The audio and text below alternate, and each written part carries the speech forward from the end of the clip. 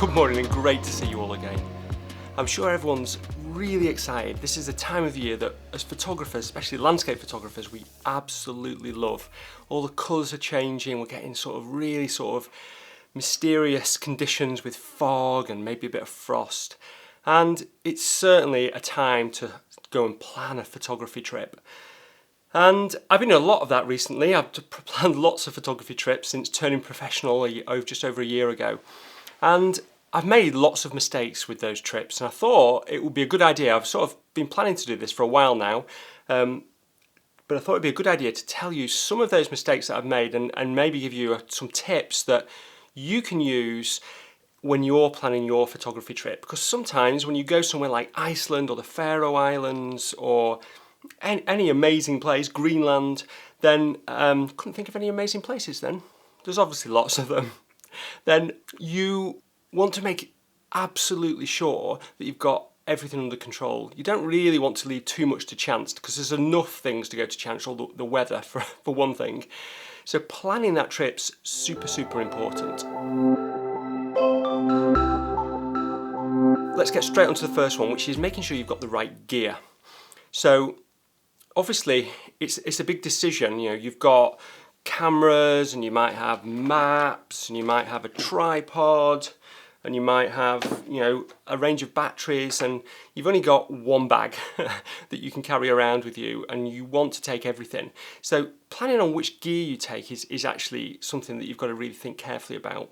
So my philosophy is not to take too much gear. I think the worst thing to do is take 6-7 lenses and then just end up lugging it all around, thinking, oh, I don't want to take it all, and then having that decision in your mind whether you should take one lens or the other.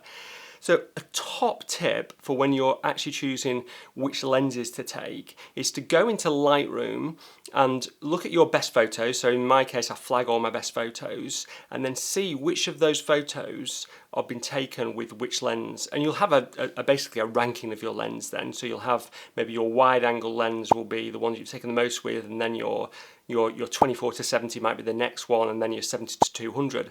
But you'll probably find that something like your maybe 85mm macro, think, should I take it just in case, but you've not got any favourite shots that you've taken with it. So that helps you to, really quantitatively rule out what lens you should take and what lens you shouldn't take. And I'd say don't take more than 3 lenses. I tend to take a wide angle lens, a zoom lens, and then maybe a prime for the middle, or maybe my 24-70. And then the next thing to look at is your tripod. So I take this travel tripod. Now this doesn't look so much like a travel tripod. It's not really flimsy. It still weighs around about 1.6 kilograms, I think. I'll put the link in the description. It's a Benro FTA 28C Travel Angel. It's not really cheap, but it's not too heavy and it's super easy to carry around, and it fits in quite a small bag. So when I put it on my carry-on luggage, it's really easy to use. This is the tripod that I would take on a more local shoot, which is about a kilogram, maybe a kilogram heavier, maybe 1.2 kilograms heavier. So you don't really want to be taking that on a photography trip. That Travel Angel is plenty, but you don't want a really flimsy tripod, like one of those really flimsy travel tripods, otherwise there's just no point taking it. But I've come up with some sort of clever tips that I think help with your gear. So the first one, which is, you'll probably have a lens cloth, but it's important to have another cloth as well when you want to just sort of dry down your camera when it's got wet, because inevitably you're going to be going somewhere, especially at this time of year where you're going to be out in the rain. And you can get these from a supermarket. They're just like super absorbent cloths. They cost, I got a pack of 5 of these for £3. You can just throw them in your bag. They don't weigh anything, and they're super good at just drying your camera. Then a bit of tech. So I usually take a portable hard drive that I can just put my SD card in, or just connect my camera to download the images to. There's a new solid state hard drive version of this coming out, I think, at the end of the year, so maybe you should wait for that. But yeah, this is just amazing. Again, the link's in the description. I also recommend taking a USB battery charger and a battery pack that's powerful enough to charge it, because then when you're on location, if you run out of power, you've always got something with you that you can charge your battery with. So if you think, oh, I forgot to charge the battery, you've just got something with you. Even if it's just in the car, it's just a good thing to have. And then this just, you can just stick your batteries in, plug it into your USB battery, and you can charge it really easily. So that's a really good top tip. And then the final things, again related to batteries, just take some hand warmers. So you can just break these and put them in your pocket and put your batteries in your pocket. So if it's really cold and frosty, you're keeping your battery warm, and that will massively improve the lifetime of your battery. Because what you'll find when it's cold is the batteries run down really quickly. So on to point number 2, which is making sure you've tested that gear. So as you probably know, that I've got some new gear. This is one of them, which is a FUJI X-T3. Now this isn't much different than my FUJI X-T2, but I've still tested all my lenses on it. I've checked focus distance, depth of field. I've checked the ISO sensitivity of the camera. I've checked it up to around about 2000 ISO, which is probably the maximum I'm going to use it in a landscape scenario. And I've looked at those photos and checked whether I'm happy with them. So then I know when I'm in the field, when I take a photo with this wide angle lens at f7, I know what's going to be in focus. I know if I shoot at ISO 1000, I'm going to be happy, the results are going to be acceptable. But I also make sure I set up the camera and I understand all the settings on the camera.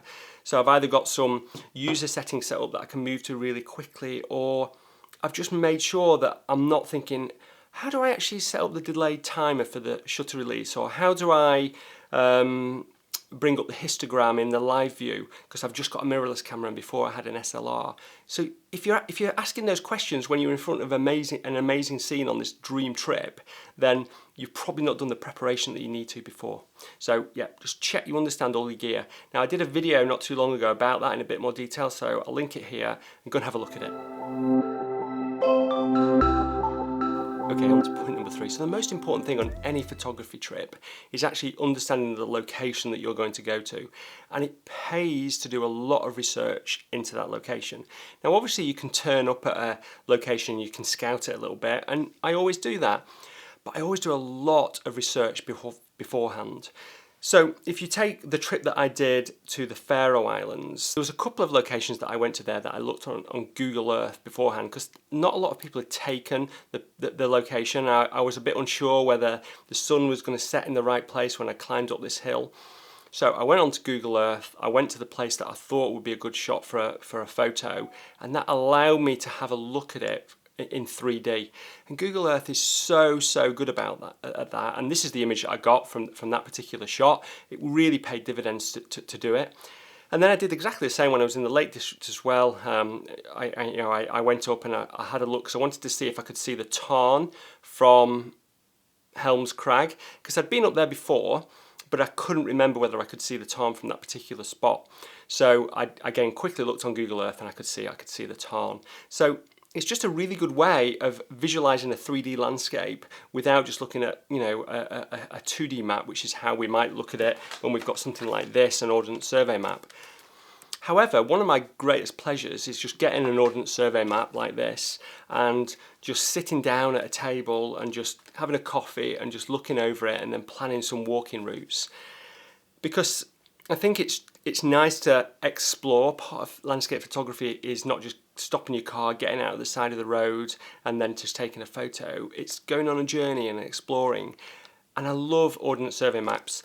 I don't think they've got things quite the same as this in other countries, but there's always maps that you can look at with paths on and trails marked. So go and have a look at it. I love these. I just love sitting down. It's really relaxing and planning a route.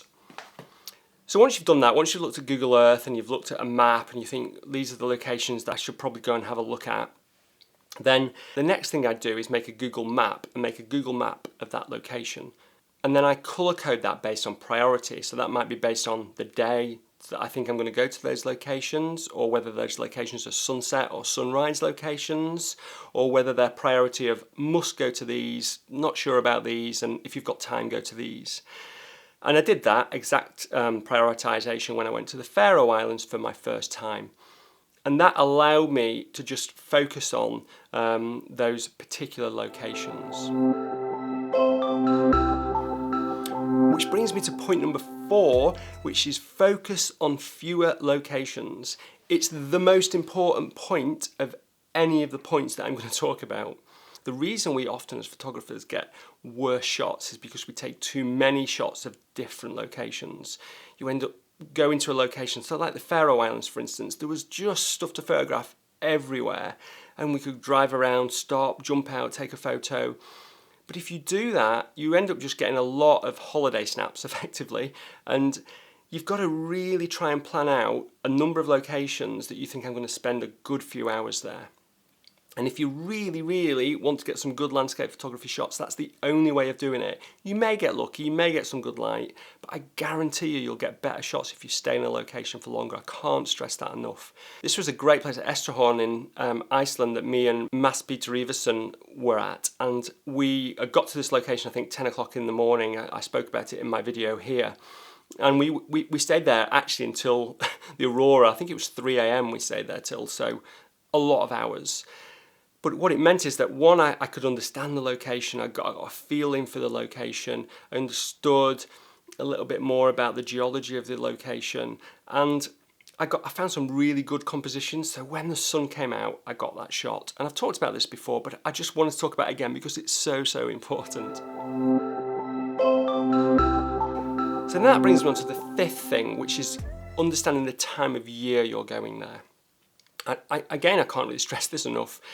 So depending on when you go to a location, the sunrise and sunset is going to be at different times of the year, but it's going to be in different positions in the sky as well. So when you're planning your shots on your maps, then you need to know exactly where the sun is going to rise and the sun is going to set, because that's going to dictate your compositions and whether you think that's going to be a good location or not. And if you're looking for original photos and you're going to new spots, then there might not be a photo there. You might not find a photo that somebody else has taken of that spot. So you need to understand where the sun's going to rise and the sun's going to set. So I use Photo Pills for that. I think it's a really good app. Again, I've linked it below. I think it costs $10, £10, something like that. And it does multiple things, but one of the great things is this augmented reality where you can just look at it when you're actually in the location, but you can also plan your location before you go there as well, so you can see exactly where the sun's going to be at a particular time of year. And then it's also important to understand the moon as well. You might want to include the moon in your shots. You know, it might be a new moon just rising over the horizon, or you might not want the moon because you want to shoot the aurora or some astro shots. So it's important to plan that moon as well. So on the workshop that I've got in Iceland in February, I thought quite carefully about that. I thought, you know, when's the moon going to be a new moon, and make sure that we can, if there are any aurora, that we can get that aurora and take some great nighttime shots as well. So it's important to think about that. It's important to think what the weather's going to be like, what the sunrise and sunset times are going to be like, what the moon's going to be like, and how that's going to impact your travel, and really think carefully about it. So the next thing, which is again thinking about the location, the specific location that you're going to, which is understanding the history and culture of that location. So landscape photography is about telling a story. It's about going to a location and telling a story about that location. And you're ideally going to get some amazing light, get a great composition, but you also want to sort of come back and tell people what it's like to be in that location. So to do that, you've got to understand a little bit about the history and the culture, maybe how the island was formed, or how the particular cliffs, the geology of the cliffs were formed. It's good to know about the people as well, because when you're there and you may be speaking to those people, then I think it's really, really good to be able to have a conversation with them about their hometown and their home city. You'll probably get more out of them and find out some secrets that you maybe didn't know if you're more knowledgeable.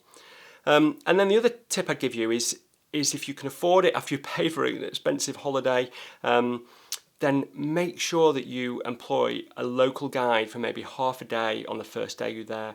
It will be invaluable. Also, before you go, you'll probably be able to have a little bit of conversation with that guide as well. So if you've got any questions, you'll be able to ask them. It certainly helped me when I went to the Faroe Islands, and I'm going to employ another guide when I go back to the Faroe Islands, because I feel that, you know, a person that's lived there and understands that location is going to be much better than myself to be able to tell me where the best spots are and tell me a little bit more about the location. And it's a good way of understanding the culture a bit more as well. So definitely do that. And then the final thing is just exploring social media and the web and trying to find photos and locations online. It's an obvious one. I'm sure everybody does this, but I tend to do this last. I know that sounds a bit counterintuitive. It's a bit of an iterative process actually. I'll look at some maps. I'll try and explore the area a little bit before I try and look at some photos, and then I'll go and have a look at some photos, and then I'll go and explore the area again a little bit more. Now, obviously, when I go and look for some photos, you'll find some good, popular locations, and you can make sure you pinpoint those on your Google map. But it's really important not to just do that. You don't want to just go to those same locations that everybody's photographed, because if you just do that, then you're not going to have as many original photos. So look at social media, use social media to ask questions, but don't just go to all the sort of hot spots that everybody else goes to, because otherwise you'll come back with some photos that might be just similar to everyone else. So I hope that's helped. I hope that's given you some ideas for when you're planning your trip, and I've shared some of the things that I do when I'm planning my trips. I've got quite a few trips coming up. I'm going to the Lake District for a workshop next week, and I've done a lot of planning around that, of the locations we're going to go to. Even though I know the Lake District so well, I've been there lots and lots of times, but I still feel like there's new locations to find and old locations that I want to go back with and take my workshop clients to. So I'm really excited about that. I'm going back to the Faroes, and then I've got Iceland next year. So I've got a lot of things that I'm planning for, and whilst I'm doing this planning, I thought it'd be really great to share these tips with you. Anyway, thanks a lot for watching. I really, really do appreciate it. Check out the links below. If you like it, give it a thumbs up and subscribe if you haven't done already. And until next Sunday, bye.